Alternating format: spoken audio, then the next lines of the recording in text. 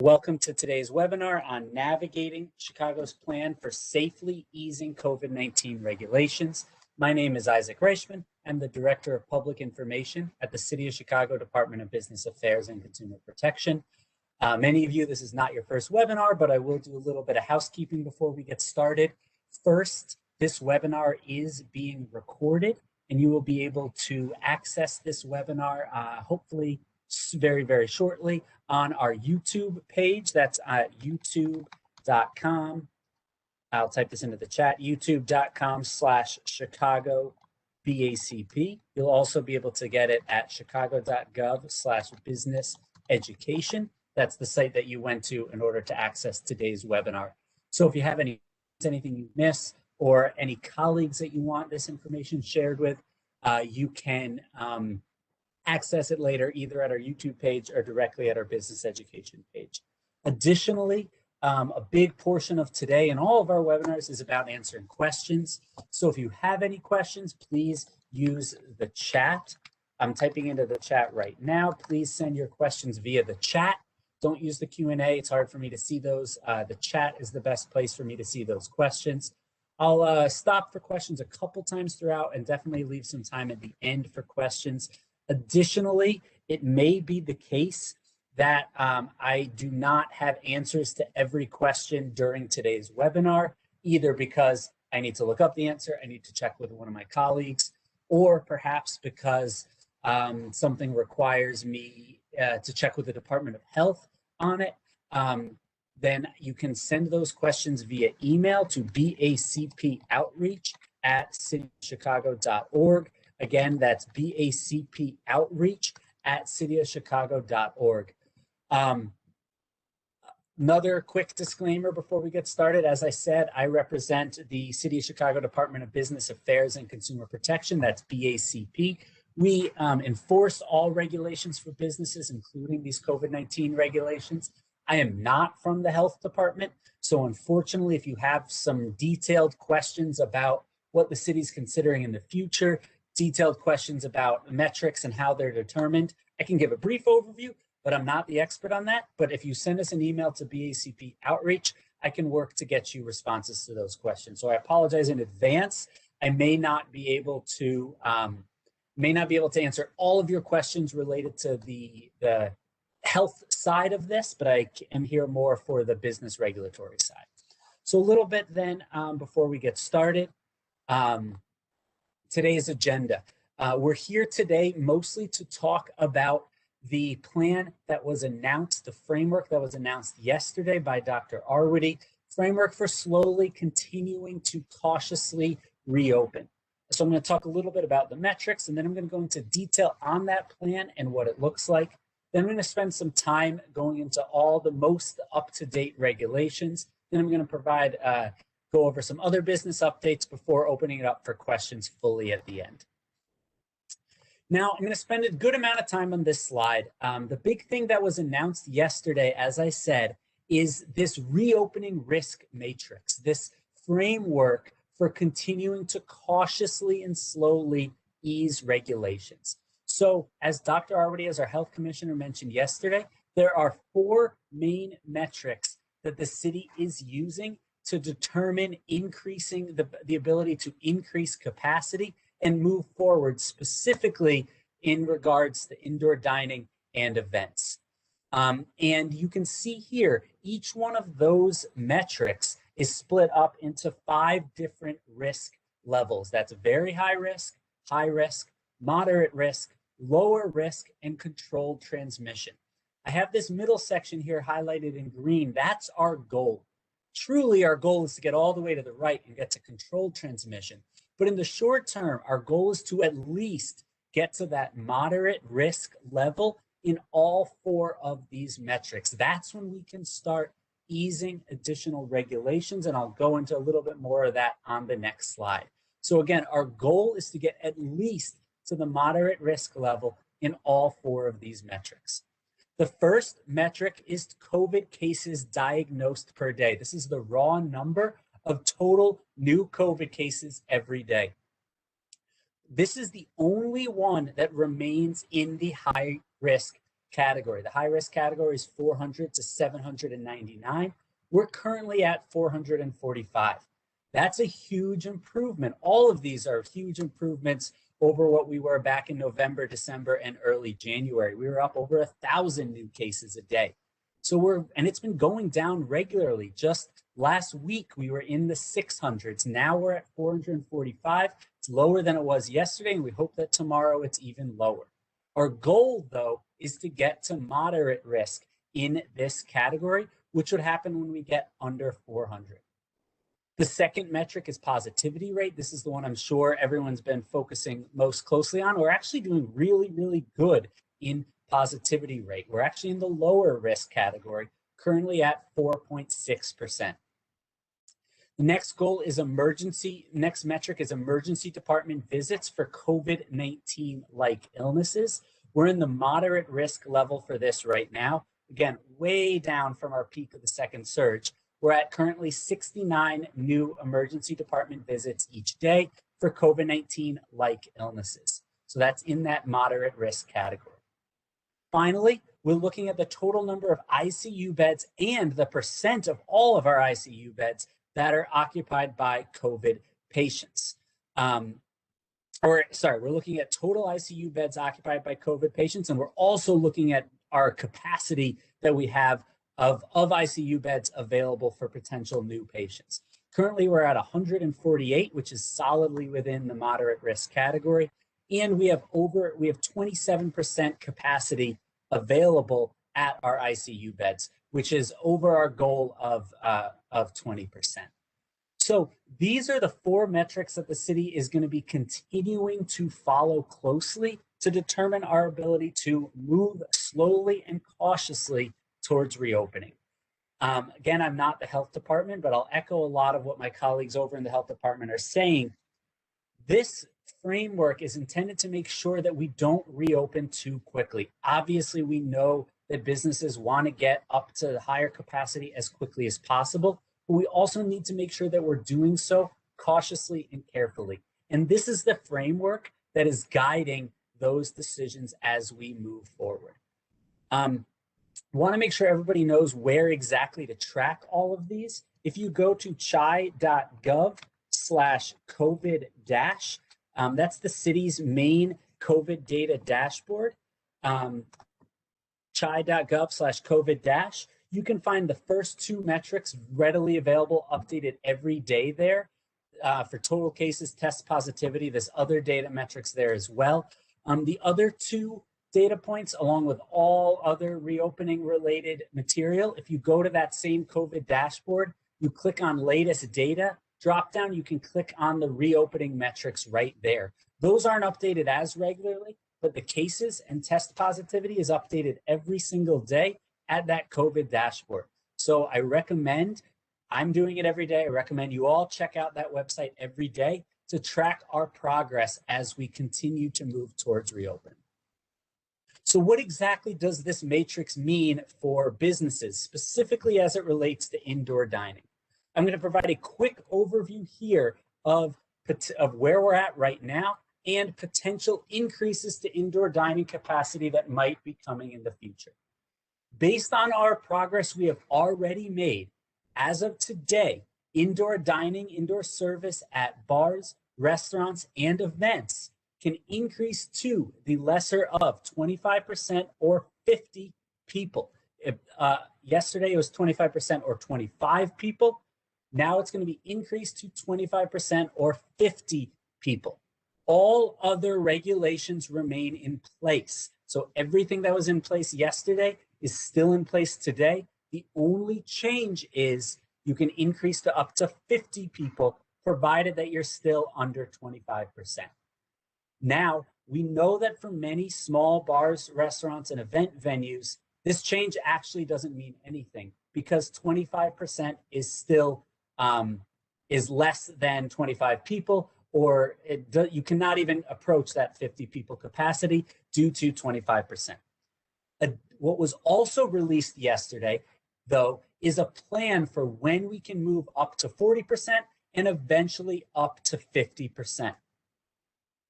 The goal, as I said, is to reach moderate risk in all 4 of those metrics that we just reviewed. When that happens, and I say when because we're very much moving in that direction and hope to be there soon. When that happens for 3 straight days, indoor dining, indoor service can increase to 40% capacity. So you see it right there in red. Assuming all the other metrics at least hold steady and hopefully even keep improving, this will happen when total cases drop below 400. So again, assuming the other 3 metrics hold steady and they're all are moving in the right direction, we need to get below 400 cases for 3 straight days, and then we will be at 40% capacity. So again, it's all 4 of those metrics, but there's only one of them that isn't at our goal, and that's total cases. So once we get below 400 cases per day, that's when we can then move to 40% capacity. We're at 445 today. Yesterday, we were at 466, I believe. Just last week, we were in the 600. So we are really, really hopeful that we're moving in the right direction and we'll be under 400 and be able to move to 40% capacity, hopefully as soon as next week. We're also considering other changes to regulations. Nothing set in stone yet, but when we get to that moderate risk level, we're considering other changes to regulations. I don't have anything officially formally to share at this point, but we will as soon as we have those determined. But other changes to regulations will be considered at that time as well. I see a couple questions come in to see what the, other questions about the total people capacity, or if we're going to be adjusting group size. That's something we're looking at, but I don't have anything formal to share at this point. All I can say at this point is other changes to regulations will be considered once we get to that moderate risk level. And as soon as those decisions are made, I promise BACP will share those out with folks. Then, once we get to moderate risk and stay at moderate risk for all 4 of those metrics, either stay or hopefully even get better for 2 weeks, that's when we can increase to 50% capacity. That 2 weeks is a very important number. I'm not a health expert, but according to the health department, that 2-week time period is a very important number. It's 1 incubation period for the virus. So once we're at moderate risk for at least 2 weeks, then we can increase the 50% capacity. So I'll go back 1 slide now with this extra information. As you can see, the goal there is to be in that yellow. Again, our goal is to be in that yellow. Once we get to that yellow, and once we're there for 3 weeks, which will happen, assume everything else holds constant, that'll happen once we get under 400 cases a day. After 3 days, we can go to 40%. And after 2 weeks, we can go to 50% indoor dining. I'm talking here mostly about mostly about dining, mostly about service at bars, restaurants, and events.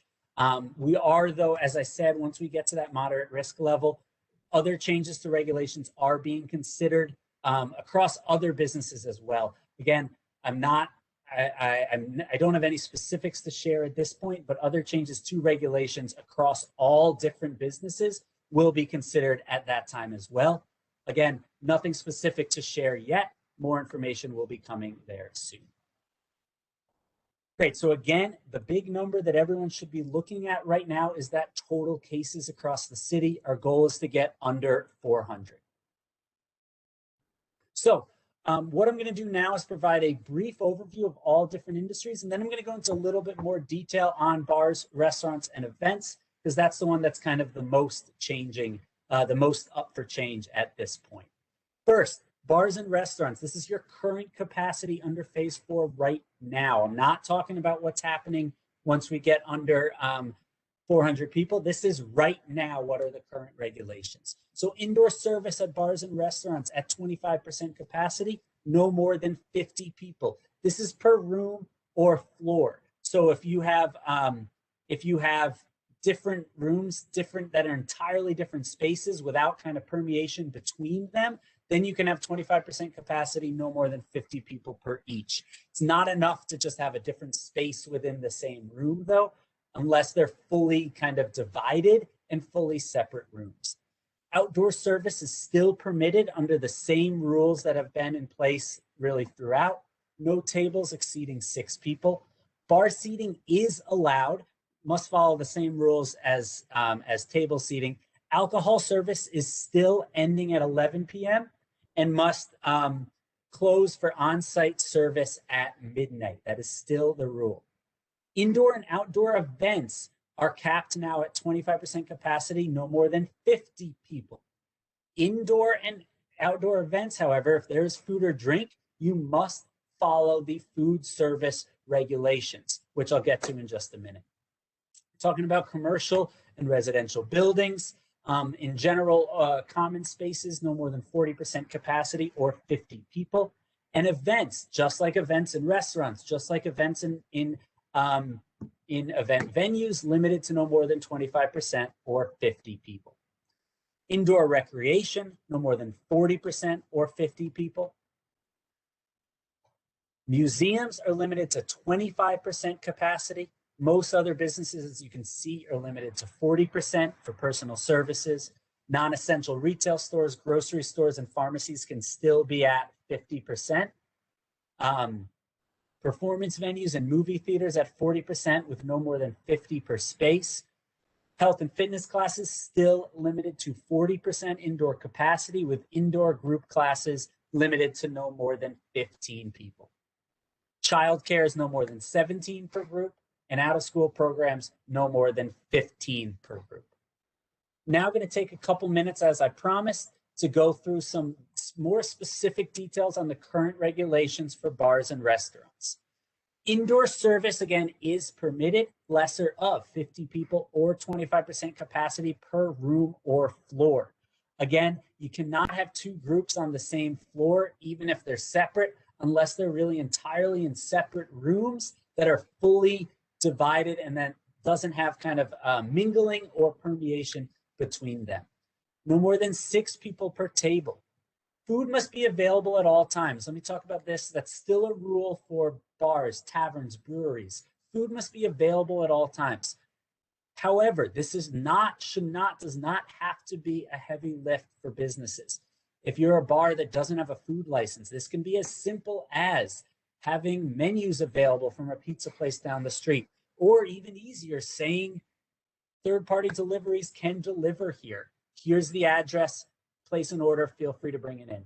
Food must be available at all times. It does not need to be a formal written partnership. You just need to make sure that food's available, and you need to have some sort of sign to patrons so they know that food is available.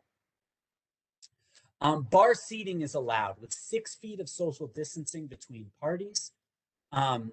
So yes, you can have no more than 6 people per group at a bar, and you need 6 feet of social distancing between parties. Fully enclosed tents are allowed, but they are considered indoors. Therefore, they must follow these rules. As a reminder, outdoor service remains permitted. Obviously, it's going to be very, very cold this weekend, but outdoor service is permitted. This has been, no rules have really changed for outdoor throughout COVID since outdoor was allowed. Outdoor tents are allowed and are considered outdoors if they are at least 50% open. If they are not 50% open, if they're fully enclosed, they're 75% enclosed, they're considered indoors. They must follow the indoor rules. Igloos and other one-party structures are considered outdoors.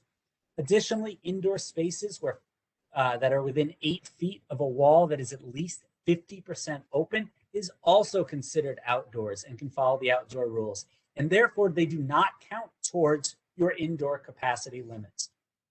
Also, 6 people per outdoor table, and 6 people per outdoor table, and all the other rules need to be followed, including face coverings in all indoor or outdoor public settings, except when seated and actively eating or drinking.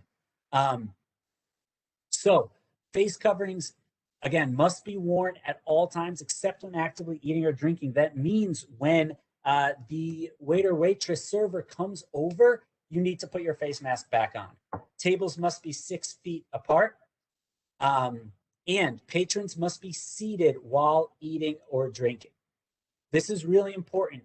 This is a rule for events, anything like that. Anytime patrons are eating or drinking, they must be seated. This means you can have something like a pool table, arcade, darts, things like that. They can be open, but patrons must be seated when eating or drinking, which means they can't be playing pool while also drinking beer, because you must have your face covering on whenever you're doing any sort of recreation. So pool can open, but you can't be eating or drinking while doing so. Again, events are allowed. They must follow all of these regulations. Reservations are encouraged, but not required. Same with a 2-hour time limit. Encouraged, not required. Sale of alcohol must end at 11 p.m. and you must close for on-site service at 12 a.m. Pickup or delivery of food can continue at all licensed hours. Again, rule is still in place. Establishments must close at midnight. It means no one can be on site for on-site service after midnight. Now, you can be open for pickup or delivery of food after midnight, but that's it. Want to remind folks, other food and drink establishments. Patrons, I've got this bolded, I've said it a couple times now, patrons must be seated when eating or drinking, no matter the industry. So indoor recreation, performance venues, movie theaters can operate at 40% capacity or 50 people. Now, how do you determine whether you fit under one of those categories or whether you're a bar or restaurant, which is limited to 25% or 50 people? If the food or drink is being consumed at tables, meaning you have your patrons that are facing each other at tables, or they're served by employees that bring it over to them, that makes you a restaurant. So even if you have a performance going on, let's say, or you have some sort of arcade recreation facility, if people are sitting at tables, or if you have servers bringing food directly to your patrons, you must follow the 25% or 50 people requirement. If you have counter service where patrons grab their food and take it themselves to their seats and they are not sitting at tables, then you can follow the other requirements of performance venue, movie theater, indoor recreation, 40% capacity or no more than 50 people. Again, events are allowed. They must be following those same food and drink rules. That's 25% capacity, no more than 50 people. I've seen a couple questions come through, and I will take a minute now to answer questions before moving on to a couple other important business updates. Right.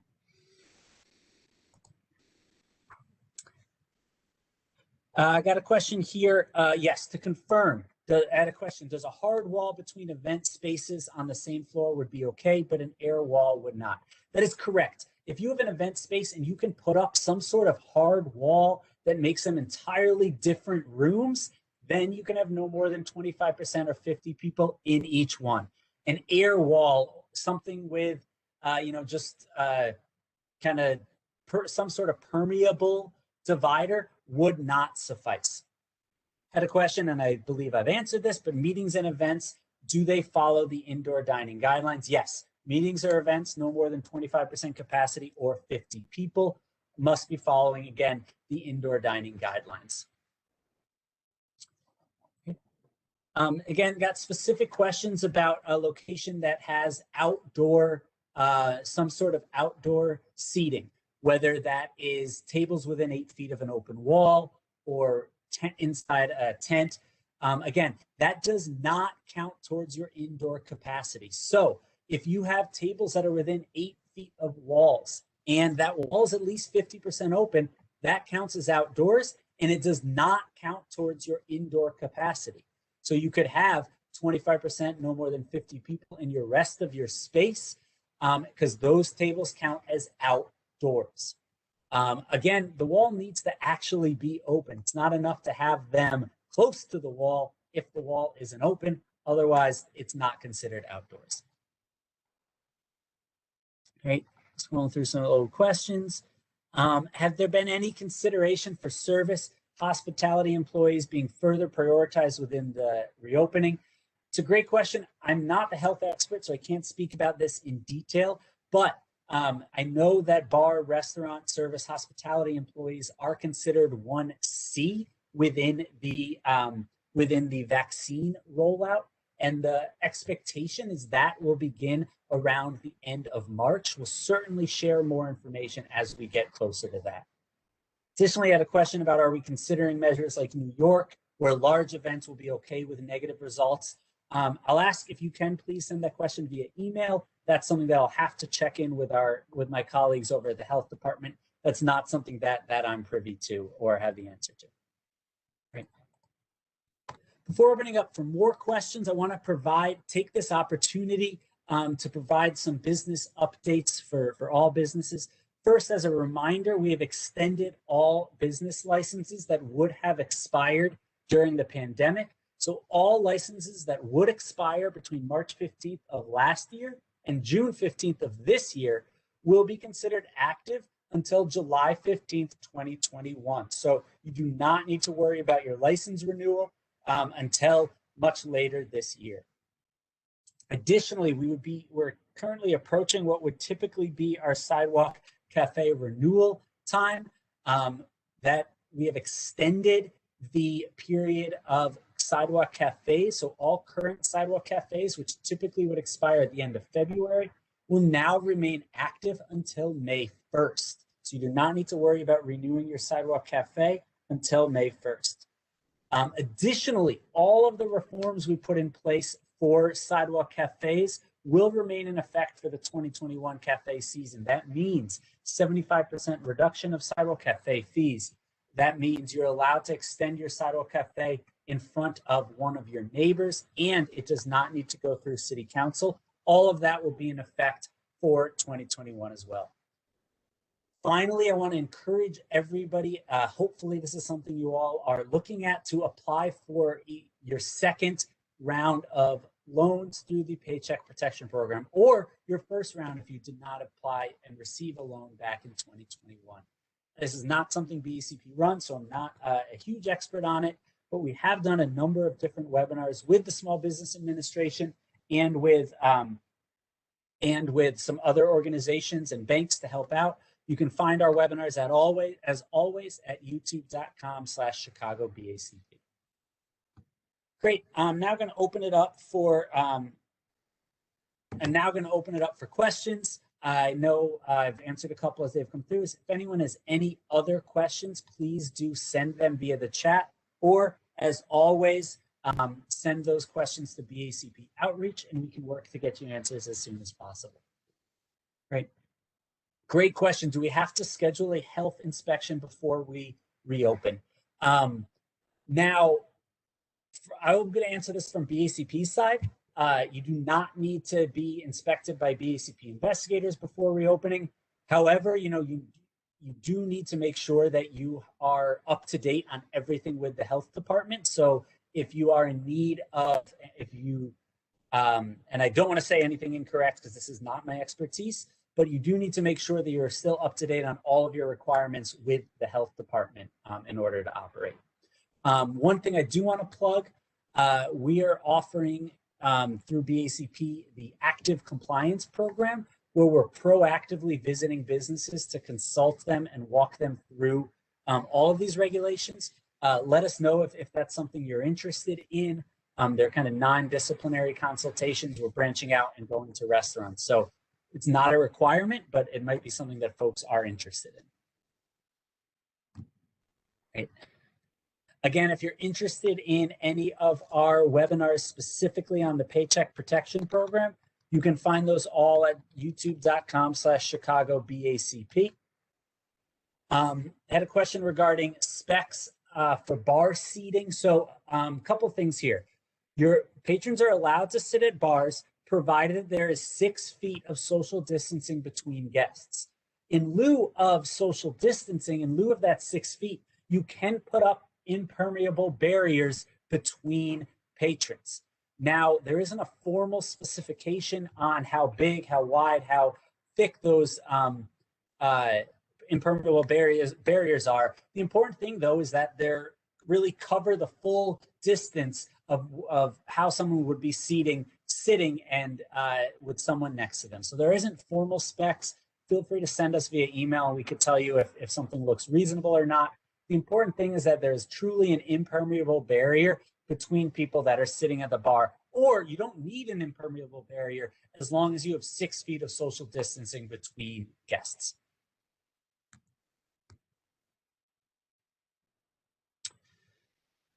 Great. Again, I want to thank all of you. I know that things are changing quickly.